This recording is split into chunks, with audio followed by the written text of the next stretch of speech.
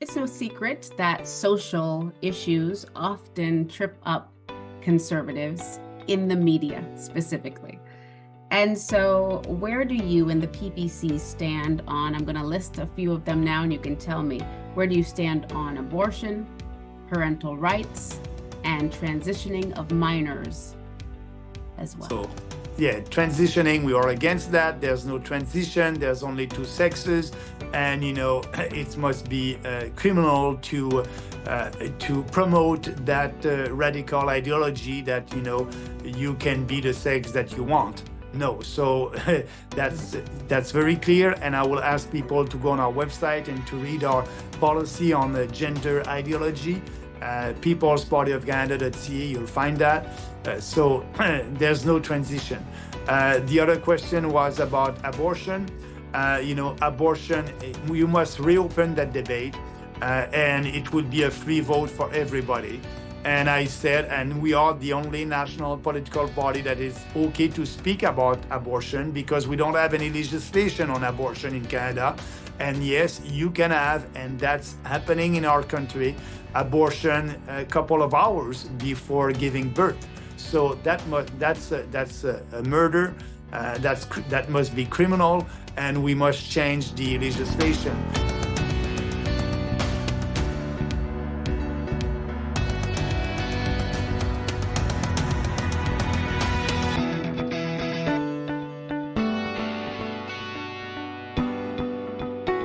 This is Renee Jarrett from Not Sorry for the Story, and I have the pleasure of being with the Honorable Maxime Bernier from the People's Party of Canada. So glad this is part 2. If you did not see part 1, really encourage you to watch that one. It was a great overview with Mr. Bernier. And so thankful again for this time with you, Mr. Bernier, and that we can continue to address certain matters that are important to Canadians and also the message that you would like to get out there.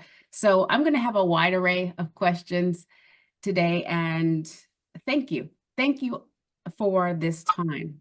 Truly. Well, I want to thank you very much for having me. That's a nice opportunity. Yes, I'm glad that we can seize it together. Yes. All right. So I have heard you described as a libertarian and also a conservative, small c conservative. So could you explain to Canadians, viewers, the difference between the two? And is that a correct description of yourself? Yeah, some people are saying that the People's Party of Canada is, a kind of a conservative party or, libertarian party, or some people are saying, classical liberal values. But to be precise, to just be precise on that, and it's we are a political party, and what we believe is less government, smaller government in Ottawa, more freedom. And when you have more freedom, you must be responsible of your actions. So the party believes in individual freedom and personal responsibility. We don't believe that the federal government know better than you what is good for you. That's why we need to have a smaller government in Ottawa. So our values are the values of the Western civilization, society. So you can say that we are a kind of a libertarian political party, a populist political party, libertarian on the economy because we believe in free markets. We don't believe in subsidies to businesses or increase taxes for more money for the government. We want a smaller government. We want to lower taxes. We want to give more money to Canadians. So yeah, we can be a kind of a conservative because we are proning also. We are our values are conservative family values.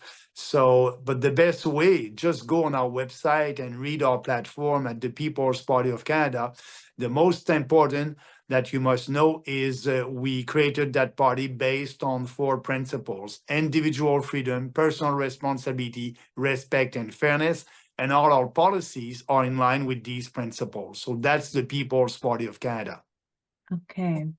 You mentioned one phrase there, no subsidies. And it's interesting. I was just thinking the other day when I heard about um, another program, another subsidy program, I thought, well, it really seems like Canada is run on subsidies now. And so, what is your thought on that? And why do you say no to subsidies? Because if a business or a corporation is not successful, that is not the role of the government to come and try to save that business by giving them subsidies. The role of the government is to have a same playing field for every business. And so now when you give subsidies, the federal government is choosing winner and loser, and we don't Mhm. want to do that. The free market know better than a politician in Ottawa. And also because the federal government is broken, we don't have money. We have a huge deficit of $400 billion. So we must have a lower, a smarter government, and being sure that would be able to lower taxes instead of giving subsidies to businesses. So when you're doing that, what you are doing, the Canadians are taking the risk and the business is taking the profit. So I'm against that. Okay, got it. Yes, thank you for that. On our last conversation, we addressed some misconceptions, and one of them was that voting for the PPC will split the vote, and you addressed that, and that was really great. I had a lot of feedback on that one, just saying that yes, they got understanding in that regard. So thank you for that. So there's a couple of things now that more arguments that I've heard against the PPC, and I just want to address them with you, and you can let me know if they are true, false, and what your explanation would be. Okay, number one is that the People's Party of Canada does not currently have a constitution. Is that correct? No, it is not correct. We have a constitution, we have governing documents, we are a real political party incorporated under Canadian legislations, and we have a board of director. So we have a constitution, and actually, you can go on our website and you'll find, all the rules that we are following as a political party. Yes, we are respecting the legislations, elections Canada legislations, but also we have internal rules and regulation that we respect. For example, when it's the time to select our candidates, me as the leader, I'm not the one who is deciding that. That is the executive director. So, and we have a code of ethic, we have everything. So when people are asking for that, usually what they think is a process to challenge the leader, a process to maybe have a new leader for the People's Party. And we don't have a regulation on that, a rule of that for now, but it will come. But what I'm doing is after each election, I'm putting my leadership to the membership of the People's Party, and we are asking a question to our members if they want to have a leadership review or not. After I did that after the last election in 2021, and 96% of our members said, no, we don't want a leadership review. So after each election, I will do that. And we will work on a policy for the succession when I will resign. So we don't have that policy because we don't know. Is it only the members, the actual members of the People's Party who will have the right to vote for a new leader? Or is it, open to everybody, and, everybody can become a member at that date and buy a membership? Or is it only the executive people who are sitting at the riding associations, on the riding associations all across the country, are executive and are candidates who may be able to vote for the new leader? We don't know. We have to look at it. But that's not an urgency, because I'm telling to our members, I'm accountable to you, and at every election you'll have a choice to decide if you want me to be your leader or not. Okay, yes. So my takeaway from that is that there is no mechanism right now in the Constitution to remove you as a leader, let's say, but there Yes. is a leadership review after the last couple of elections, and they do have the opportunity to Yeah, date. you're right. The members will have the opportunity to express if they're okay with me as a leader or not. And when we are doing that, I want to be clear on that, is it is not the head office at the People's Party who are managing that referendum or consultation with our members. We are giving that to an external firm, an independent firm. We are giving them our membership list, and we are telling them, be in touch with our member, ask that questions, and our goal is to have a participation rate more than 50% at least of our members. So they're doing that, and after that, they are coming to the head office and saying, and our members, this is the result of the consultations. Last time it was 96%, like I told you. Okay. Okay. Thank you. All right. And also in our last interview, you mentioned about knowing how to win in an election and that many leaders may pander to different groups, know what to say to different groups.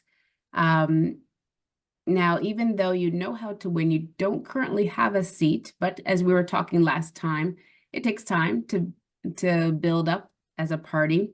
But another argument that I have heard is that you don't actually want a seat. This one is a little strange, but yes, that you don't actually want a seat. And the argument behind that was that you are currently, as leader, receiving, is it a salary? And that you, as the former cabinet minister, are expecting a pension. So that if you were to have a seat right now, that might delay your pension. Please bring clarity to this one.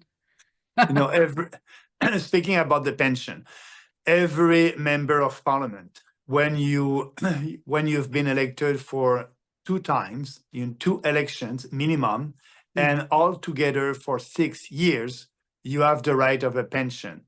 You have the right of a pension, but a full pension without any penalties at 65 years old. So yes, I have the right to a pension. I've been elected for 13 years. And that's more than 6 years. So yes, I have the right to a pension. I have the right to that pension at 65 years old without any penalties. That being said, yes, also the party is paying a salary to the leader. It's all transparent. You can go on our website and look at our financial statements. Everything is there, and our financial statement has been audited by an independent firm, like it is the case at every year. So, and our next financial statement ending the 31st of December of this year will be public around maybe March or April. So every year we are putting our financial statement on our website. That being said, people know that my salary is the same since the creation of the People's Party, $104,000 a year. That's what the People's Party is paying me since the creation of the party. So I didn't have an increase. I didn't have anything. So that's the salary that I have. But that being said, yes, I want to be elected, because if you're speaking about money, if I'm elected, actually, I will have a salary as a member of parliament, but I won't be able to have a pension at the same time. If I'm elected at 66 years old, for example, I will have a salary as a member of parliament, but I won't have the pension. When you cannot have both. So that being said, yes, I want to be elected. That's the goal. I believe that the party is very influential without or with a seat, but it would be great to have a seat. That's the goal. That's why we are in politics. But I'm telling to our people also, we must be realistic. It's the first past the post. It's always more difficult for us in Canada and in UK with a new populist political party to have people elected because of that electoral system.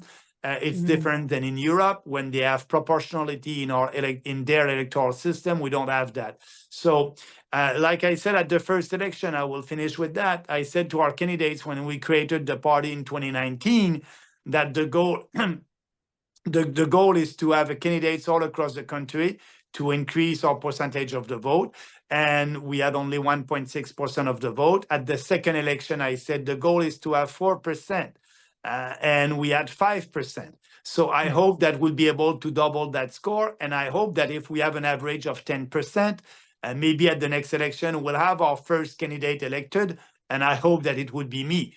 And if nobody is elected after the next election, we will be there for the election in 2029. So we are doing a kind of a peaceful revolution, and our candidates and I know that it can take times before being elected. But yes, we will work hard for that. And actually, the other question about that is where Maxime will run at the next election, in which riding. So, you know, I want to be elected. I will try to find the best riding for me to be elected. It can be in Quebec, it can be outside Quebec, but I will have to decide before the end of this year because I will have to work in that riding for at least a year. The election will be in October 2025, so I will have a year to work in that riding and to try to be elected in that riding. So that's the goal, and I'm in politics, and yes, I want to be elected, but I know that it is more difficult for us because we are a young populist political party, and we need to grow, and we are growing step by step. Yes, yes, you are. Okay, so you have actually maybe possibly a little less than a year. And what about the aspect of returning to Beauce? Is that a possibility?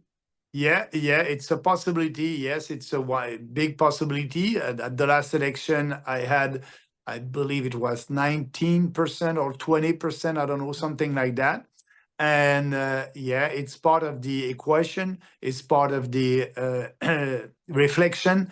It can be both, and it can be another riding. As you know, I was running also in a by-election in Manitoba, southern Manitoba, in Portage-Liscard.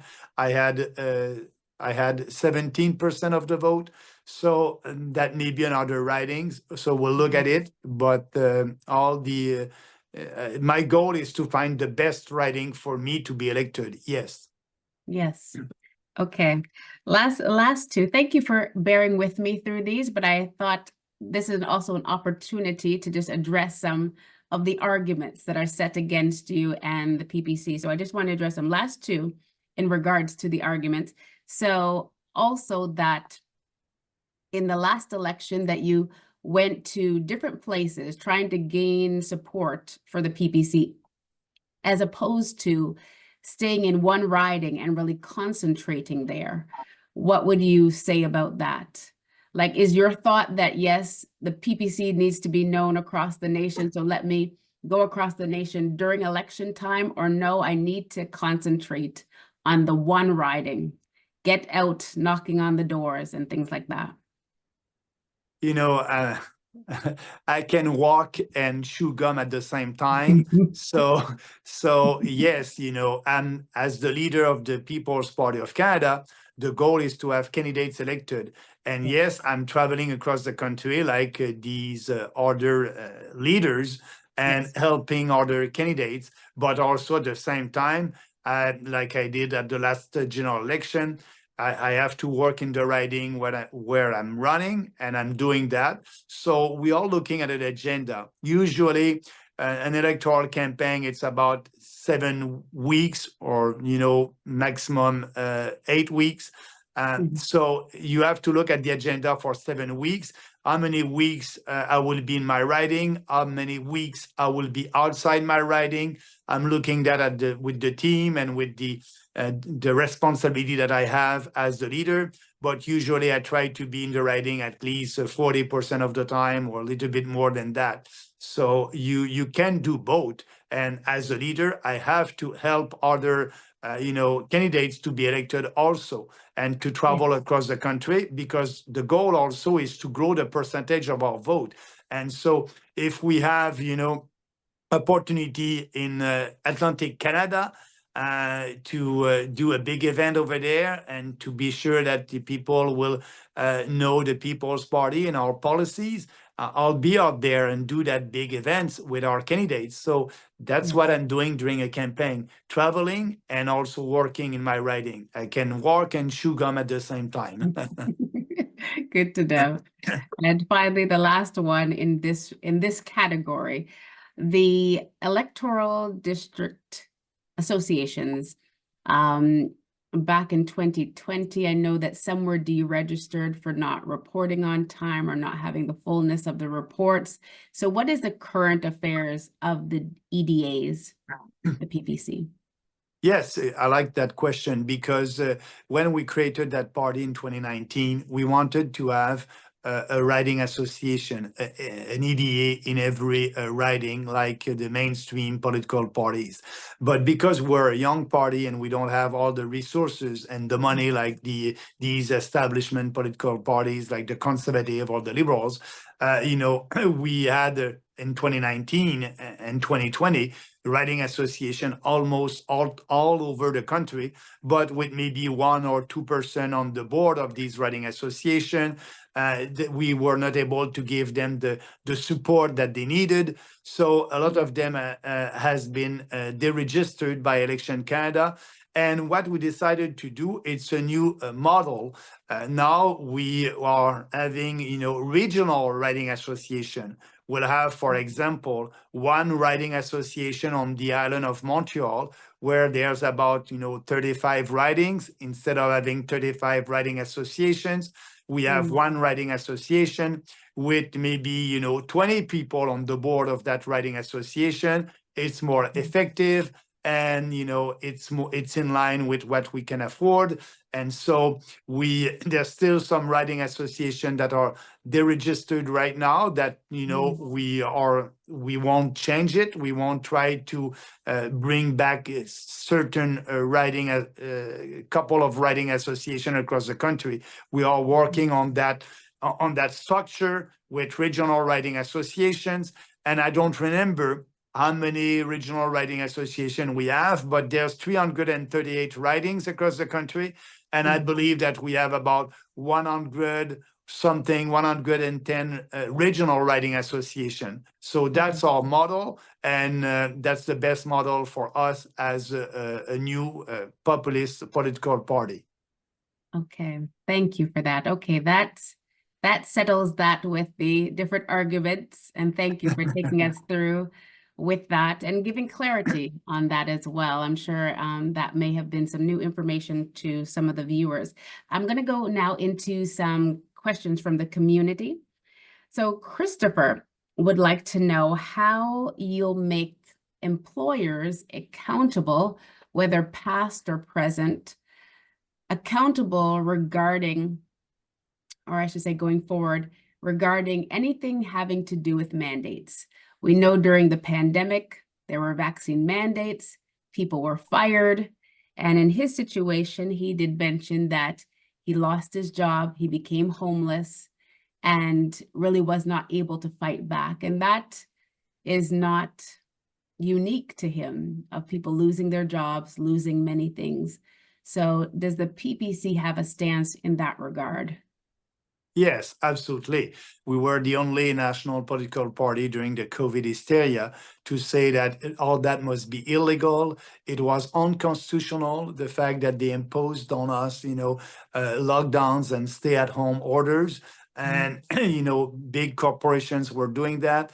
And, the same, they were saying to Canadians, if you want to go back to work, you need to have, the shots, the vaccine, the so-called vaccine. That was illegal, unconstitutional. We said, no, it must not be a condition for working for a corporation. So that being said, yes, we will respect the Constitution. We will respect individual rights. But at the same time, if we have another pandemic, we will say that to corporation, you don't have the right to ask people to have a vaccine or something like that to be able to work. It is illegal because we will follow our Constitution, we'll follow our Charter of Rights. So that will be illegal. And so if they're doing that, people will be able to sue their employers because that employers won't have respect the legislation. So it will be illegal to ask for a vaccine passport to have a job if there's another pandemic. We won't go there. It will be free. Everybody will have the freedom to choose. We won't promote any vaccine. I hope that we won't have any pandemic in the near future. Mm-hmm. Okay, so are you saying then that you would introduce legislation to make it illegal for corporations?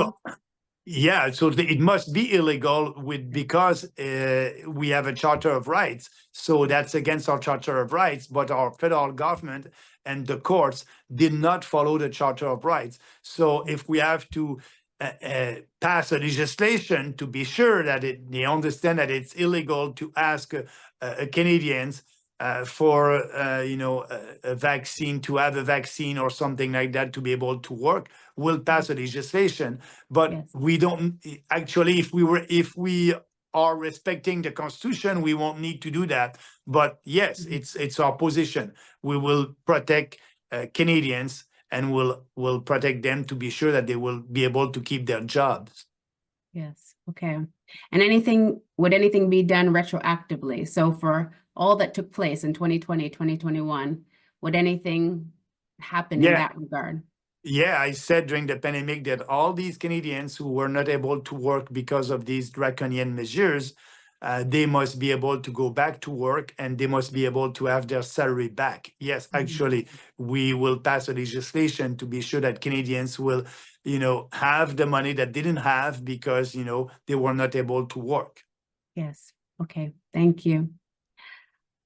You also recently released a statement for the PPC regarding Bill C-293. So that is the pandemic preparation. Could you just give us an overview on your statement? Yeah, we will repeal that bill if that bill is coming in force. Right now, it is not in force. It is in the Senate, and but we are against that bill. And what that bill is doing, it is using all the guidelines and the policies coming from the World Health Organization and putting that in our legislation here in Canada. So all that will be Canadian legislations. We don't need that, and we want to not following the World Health Organization because, we have experts and doctors here, and we don't need to follow, their guidelines because their guidelines are against our freedom to choose. And they want the government to that bill is asking the health minister to develop a plan for a next or future pandemic. And in that plan, they must have everything to control our lives. Social media, being able to impose, censorship on social media. They want a plan to be able to track people with their phones. They want also to promote the Canadians to eat less meat and eat insects. All that is coming from the UN, and we won't participate in that. That's why that bill is very bad for the sovereignty of our country. And our position is to, if that bill passed, to be sure that it won't stay. So we will repeal that bill. Okay, thank you. Yes, you might be accused of misinformation with that one, with the insects, but it is out there. It is out there. Oh, it is out there. It is out there. You just have to read that bill. It's true. Yeah. It's true. Addison wants to know what the PPC plans on doing regarding human trafficking of women, specifically from Asia, but maybe just in general in that regard.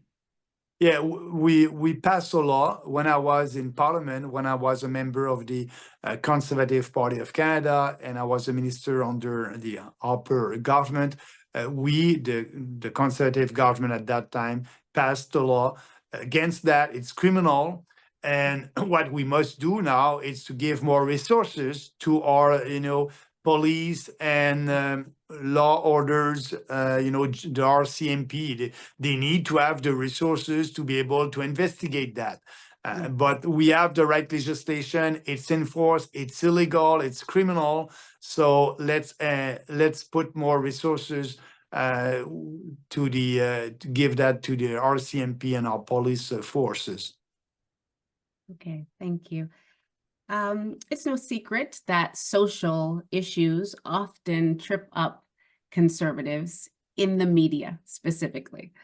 And so where do you and the PPC stand on, I'm going to list a few of them now and you can tell me, where do you stand on abortion, parental rights, and transitioning of minors as well? So, yeah, transitioning, we are against that. There's no transition. There's only two sexes. And, it must be criminal to promote that radical ideology that, you can be the sex that you want. No, so that's very clear. And I will ask people to go on our website and to read our policy on the gender ideology. People's Party of Canada.ca, you'll find that. So there's no transition. The other question was about abortion. Abortion, you must reopen that debate, and it would be a free vote for everybody. And I said, and we are the only national political party that is okay to speak about abortion because we don't have any legislation on abortion in Canada. And yes, you can have, and that's happening in our country, abortion a couple of hours before giving birth. So that's a murder. That must be criminal, and we must change the legislation.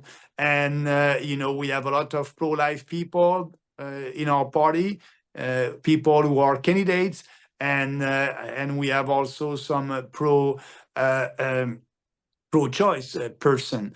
But, I'm telling them, you're going to have the right to table a legislation on abortion, and we'll have a debate, and everybody will be free to vote for. For me personally, I've always said that late-term abortion is a murder. We must abolish that.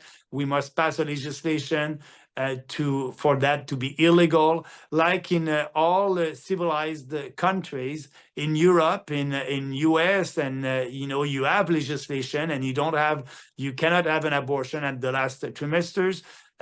Only if there's a couple of exceptions, if you have been raped or something like that, or the life of the mother is in danger. So, but there are exceptions. So that must be illegal. That's my position. And I think that if we do that, we're going to be able to have a win in Parliament, because more than 60% of the population are saying, yes, we must have a legislation on abortion, and that's our position. So we want to have that debate, but the conservative, the liberals, the NDP, they don't want that. They're afraid of the mainstream media. But let's have that conversation. And at the PPC, you are welcome, and we believe in life. Yes. All right. I know that many will be glad to hear your views on that. And because this is called Not Sorry for the Story, I will say that I believe that life begins at conception, but it is good to hear that many are coming on board to value life. Yeah. In all of its forms. And I know at least one organization that will be glad to hear that, because there is an organization called We Need a Law. Yeah, And, I know them. I know yeah. them. And yeah. And actually, I have some of our candidates that are saying, I will table a legislation, Maxime, to be sure that it will be illegal to have any abortions. And I'm telling my candidates, it will be your right. That's okay. We'll have a debate. And so, but, the organization that We Need a Law, they're right. And I agree with them. We need a law, and we can start by, being sure that we won't have any late-term abortion. And I believe it can be a win, because the population in our side there. And after that, you can have another debate closer to the conception. But let's have a win in Parliament, and being sure that we are able to be part of civilized countries, and we are not right now. Yes, good point. And for those who may be wondering, why does this matter? Doesn't the economy matter more? Immigration matter more?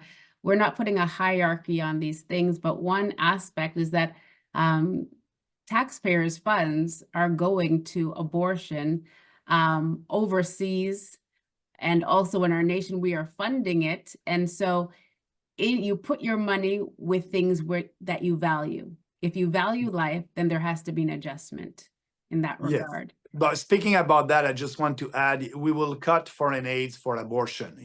It's our position. We will cut foreign aid, and so other countries won't have foreign aids to promote abortion. And same thing in Canada, because health care is under the provincial government. And so we won't the federal government won't give money to promote abortion in Canada also. If it's happening, it will be at the provincial level. That's their job. And the federal government is not managing any hospital. That's not our job. And so let's cut that funding and let province do what they want in healthcare. Okay. All right. Thank you for that. Okay, last two questions. You put out a statement. Actually, let me backtrack. I don't think you mentioned anything about the parental rights. No, parental rights. It's very important. We want to promote that. We want to be sure that parents would be able to decide, and it's all with the woke, ideology.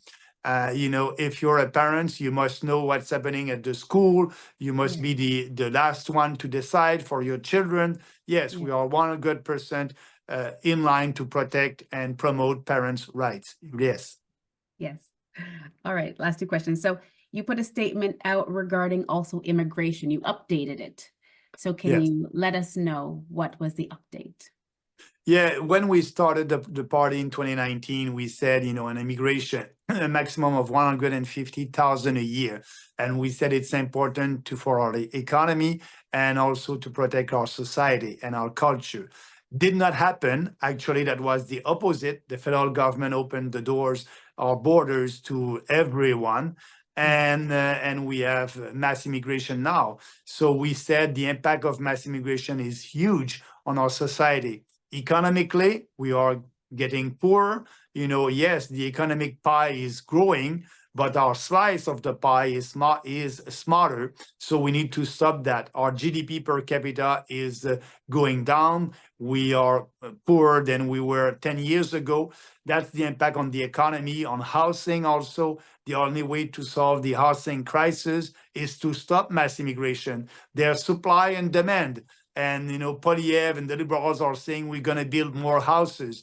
That's not the solution. That will take years. So the solution is to stop mass immigration right now. And so our position, and also in our culture right now with mass immigration, people are not integrating into our society. They're living in ghettos, and we don't want that. So our position on immigration now, because of the impact, because we didn't do what we said in 2019, and the impact of mass immigration on our society is huge. It is destroying our society. So we want to have a moratorium on permanent residence, and also we want to have fewer international students.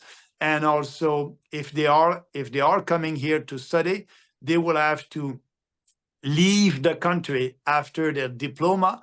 And so if they're staying here right now in the country after, when they have their diploma, they are illegals. And we are saying that all illegals must be deported. An illegal immigrant is a person that is here and in Canada when his work permit has expired, or the international visas for students has expired. You are an illegal at that time. And when we can have temporary foreign workers, but they must be temporary. And some of them are not. After their job, they must go back, to their country. They are not. So that's why we need to deport all illegals, and we need to have a moratorium for a couple of years until we fix the challenge that we had with mass immigration. Yes, okay. So, of course, this is a hot button issue right now in more ways than one. Almost, every week we're seeing new stories that's continuing to highlight this. Now, again, I just want to say here as a statement, there's a difference between seeing the need to correct something, seeing the need to correct a policy, and hating people. Some people are equating the two things. They think that, okay, if you say that people have to return, that, oh, you're discriminating, oh, you hate this group of people, but there is a correcting of the system that needs to take place, and that means hard decisions have to be made. Absolutely, you're right about that. What Trudeau wants to do right now with all these international students that are coming here and they don't want to live, they don't want to leave and go back to their country of origin. The Trudeau government is looking to give them their permanent residency. So we are against that because these people are cheating. They don't respect our legislation, and you will give them a gift for that. Oh, we'll give you the permanent residency. No, if you don't respect our legislation, you had a permit for your study, you did it. And in the past, we didn't have any problems with that. All the international students were leaving after their diploma. Now they want to stay. I don't want them to stay, and they want to respect our legislation. So yeah, there's nothing against them. It's our system, and we need to, if you want to become a Canadian, there's a big door to use, and that's the door of asking to be a permanent resident. Don't try to use, the international students program or the temporary foreign workers program to become a Canadian. No, there's one door. The door is go and ask to be a permanent resident, and we'll give you a decision about that. Okay, yes. Very good. Okay. And in that regard now,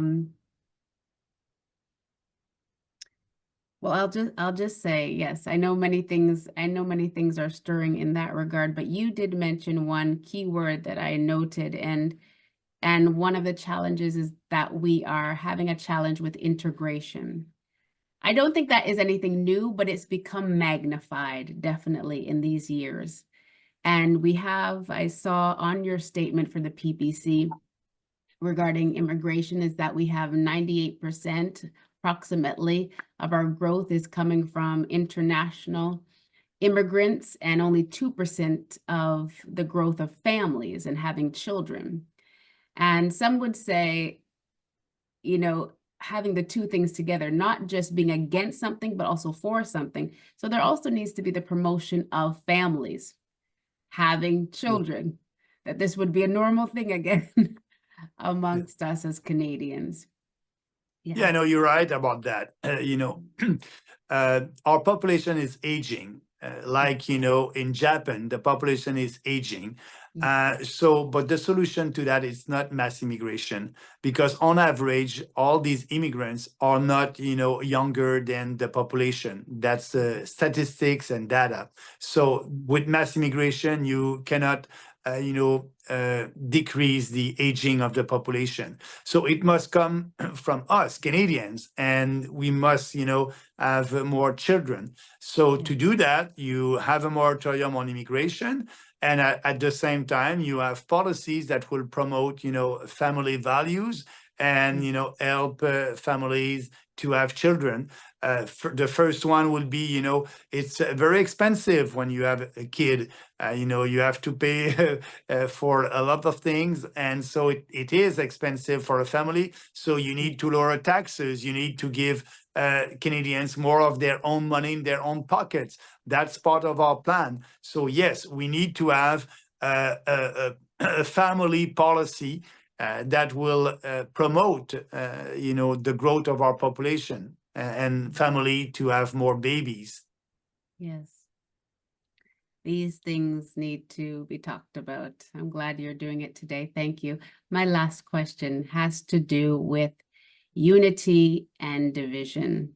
I think we know increasingly there is divisiveness in our nation, and I am an outsider in regards to politics, but it would seem that there's always I am better than this guy, I'm better than this party because ABC. And I understand it is a competition. It is, okay, let us get out our values. But do you think that you are contributing to the divisiveness or the unity of the nation? And when you have a seat in Parliament, how will you contribute to the unity? Because it seems that unity is really needed right now across the board. Absolutely. That's what I said, during COVID-19. I said we must unite everybody under the freedom umbrella. Everybody must be free to choose, to decide with informed consent if they want to have that vaccine or not, that shot or not. So, yes, we want to unite everybody. Contrary to Poilievre and Trudeau, they are dividing people by ethnicity, by race, by the color of their skin, by their fate. Look at Poilievre. I call him, pandering Pierre. Every weekend, Poilievre is pandering to a different communities, to a different ethnicities, to a different special interest groups, and is also very happy to wear costumes by doing that, like Trudeau. So they are pandering. They are doing identity politics. I'm not doing that. We are not doing that. So that's why we are united, everybody. When I'm looking at you, I'm not looking as a Black Canadians. I'm looking as a Canadians. That's it. And, for me, you're a Canadian. You decided to come to this country, to be part of this country. Welcome, and, be part of our society. So that's why I don't do any identity politics. I don't pander. We don't play race or fate. We are doing politics for everybody. And for me, like, I used to say, and that was an anecdote when I was running for the leadership of the Conservative Party of Canada. I had, the Muslim group that they wanted to have a meeting with me as the candidate for the leadership of the Conservative Party of Canada. And they asking me, what will you do for the Muslim community? And I look at them, I said, nothing. I will do nothing for the Muslim community. I will do nothing for the Christians community.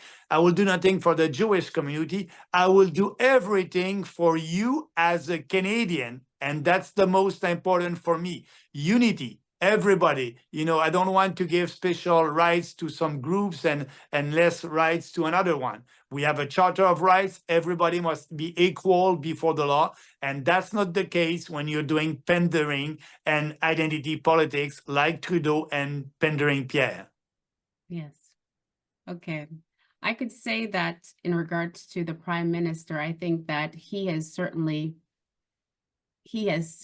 been one who has name called during the pandemic.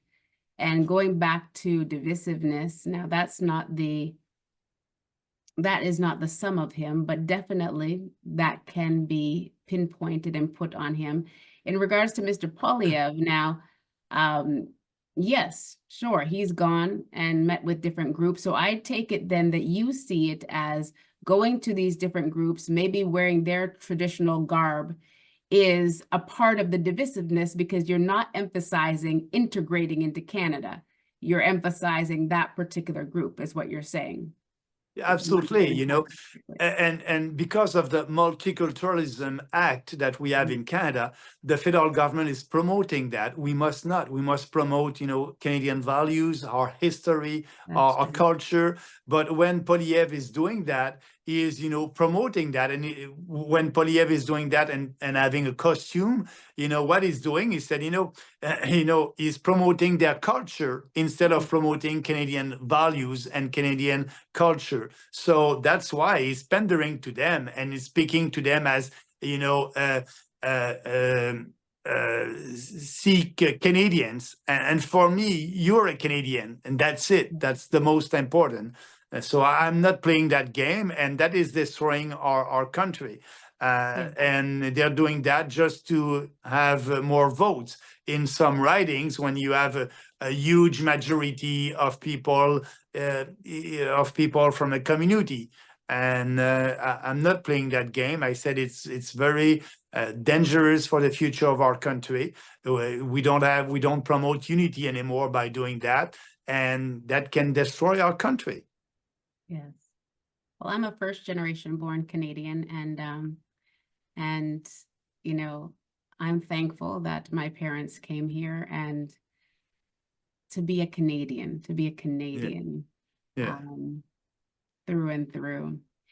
Last part, just to wrap up that, what you just said, in regards to unity, do you see yourself working? You've been in Parliament before. Do you see yourself working across party lines to bring unity? Because there are issues that there are agreement on.